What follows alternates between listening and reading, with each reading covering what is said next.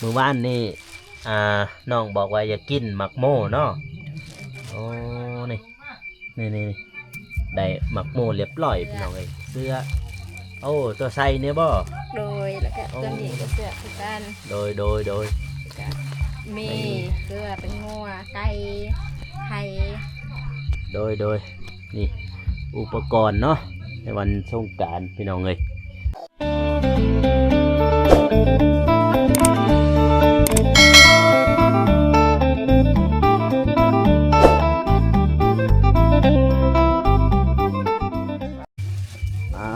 ต่อ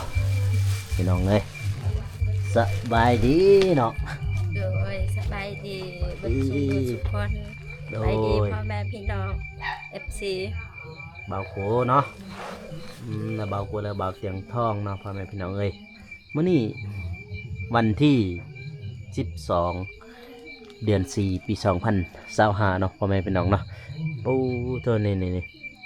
เครื่องจากผู้ใดเครื่องนี่จากผู้ใดจากณบ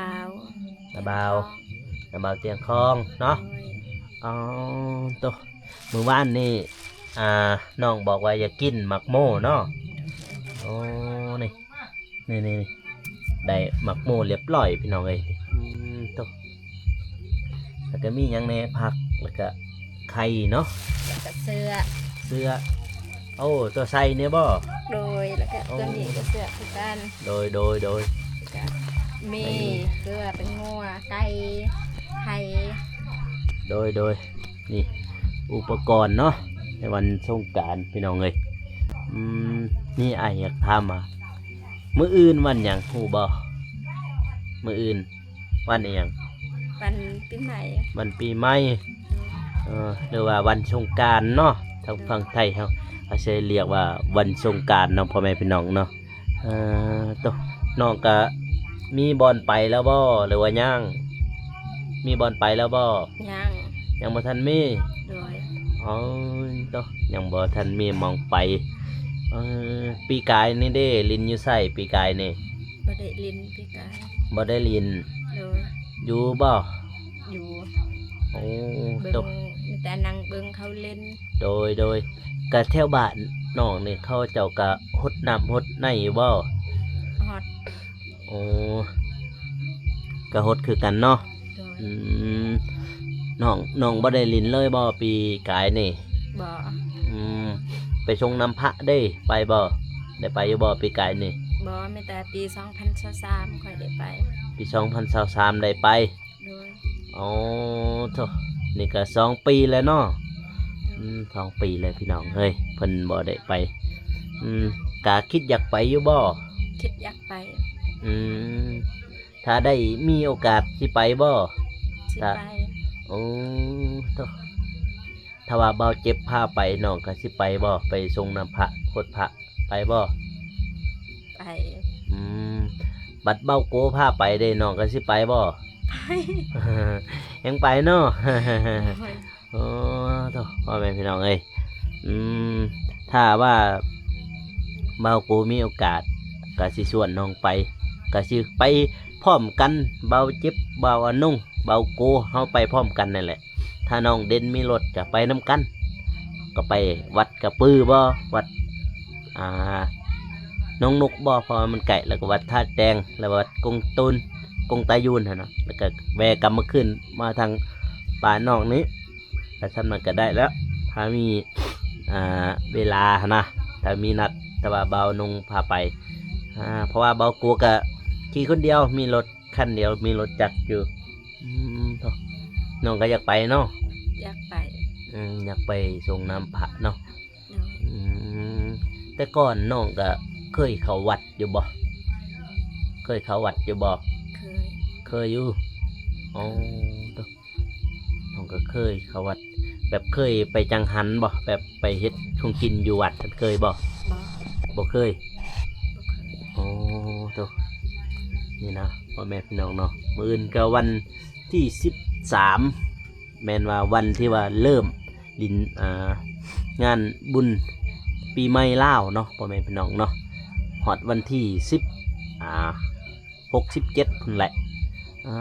เท่า นี่แหละพี่น้องเอ้ยมาหาน้องเดินก็ว่าอยากไปลินสงกรานต์เนาะอยากไปเที่ยวอยากไปเบิ่งทางนอกเนาะแต่ก่อนน้องก็เคยไปนำเขาเจ้าบ่ตอนจ้างรถน่ะได้ยินว่าข่าวจ้างรถ เคย เคยไป เคย อ๋อเขาเก็บเท่าไรคนละเท่าไร 50 50,000 โดย โอ้โดยคนหนึ่ง50,000เนาะ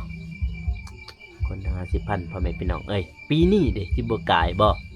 คนละแสนบ่จัก โอ้คือกัน บ่ฮู้คือกันอ๋อเอากินข้าวแรงแล้วบ่ กินข้าวแล้ว กินแล้ว โดย FC เบาโกพอกฝากมาว่า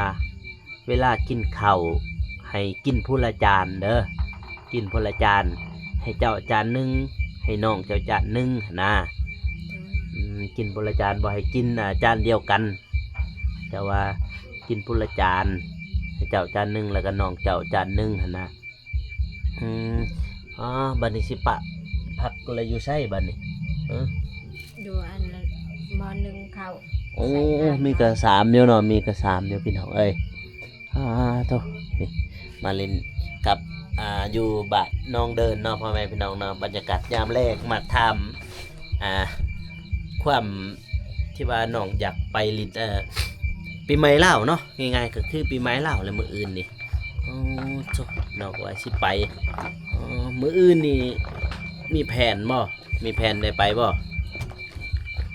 สิไปอยู่บ่มื้ออื่นนี่ ไปคันมีรถใหญ่ไป ถ้ามีรถใหญ่ไปก็สิไป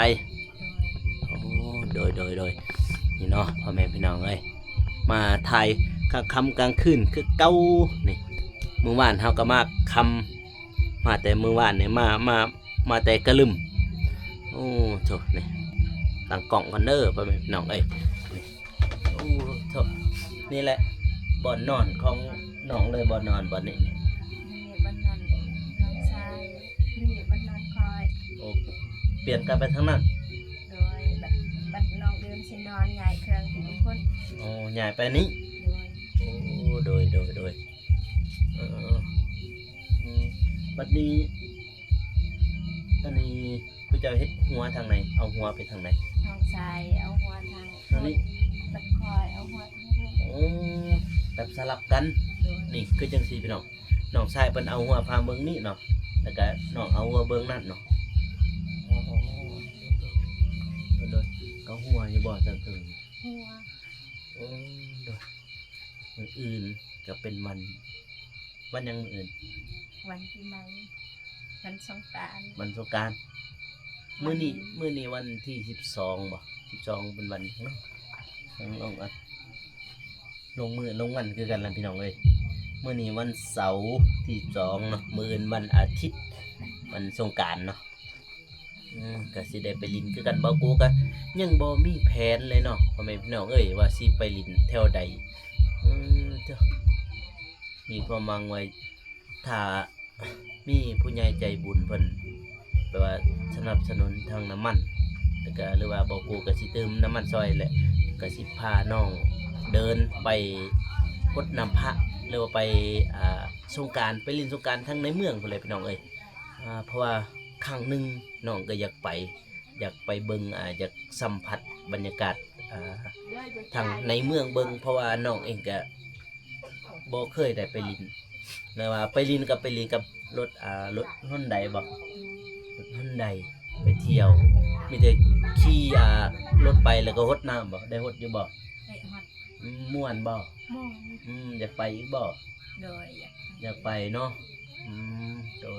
ยถ้ามีโอกาสสิพาน้องเพิ่นไปลิ้นเนาะพ่อแม่พี่น้องเอ้ยสิไปลิ้นทางเมืองท่าแตงหั่นนี่แหละทางบ้านเบาโกบ้านเบาอันนุ่งเนาะเพราะว่าเองเบาโกก็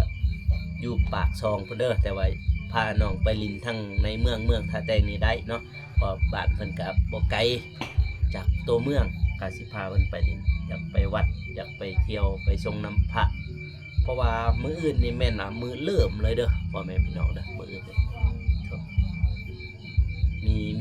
มีแผนว่าอยากไปลินสงกรานต์เนาะถ้าเบาเจ็บไปเด้เบาเจ็บไปน้องก็สิไปบ่สิ จะให้รถสมมุติว่าเบากูค่าเนาะให้น้องไปกับเบาเจ็บได้บ่เออก็มีเบาอันนุ่งแน่ถ้าคนในบ้านก็ไปแต่ว่าคนในบ้าน เขาไปกัน ไปคือกัน เขามีรถจักรเขาไป มันมีรถจักรโดยเอาน้องเด่นไปใช้แหละน้องเด่นน้องเจ้า น้ ไปอาบน้ำหลับไปอาบน้ำเนาะพ่อแม่พี่น้องคลิปนี้ก็บ่มีหยังมากมายก็อยากให้น้องอวยพรผู้ใหญ่ใจบุญเพิ่นที่เบิ่งที่ว่าสนับสนุนเสื้อผ้าหรือว่าขนมข้าวต้มอวยพรเพิ่นแหน่ ขอบคุณหลายๆเด้อทางผู้ใหญ่ใจบุญที่สนับสนุนให้น้องดื่มให้กิน โดย แล้วกินแล้วอยากแล้วใส่ โดย ขอให้เพิ่นอยู่ดีไม่แห้ง โดย เจ็บใจได้ความไข้ใหญ่นี้ โดย ปรารถนาสิ่งใดแค่ใดสิ่งนั้นเด้อ โดยถูกให้เพิ่นอยู่ดีมีแห้งเนาะดินปีใหม่ให้ได้ความสุขความเจริญเนาะแต่ว่าความมวลถูกคือเพิ่นว่าแหละขามทางให้เบิ่งรถเนาะถูกนี่แหละพ่อแม่พี่น้องเอ้ยทางบ้านน้องเดินเขาคลิปนี้ก็บาโกก็สิจบไปเพียงเท่านี้เนาะก็อย่าลืมฝากกดไลค์กดติดตาม เพื่อเป็นกำลังใจให้บาโกและก็น้องเดินเนาะให้สู้ต่อไปให้บาโกก็เฮ็ดคลิปต่อไปน้องเดินก็สู้ต่อไปให้พ้นสำเร็จเนาะสำหรับคลิปนี้ขอกล่าวเข้ามาสบายดีพ่อแม่พี่น้องเอ้ยแล้วเจอกันใหม่ๆเนาะบ๊ายบายเดี๋ยวไอ้ไป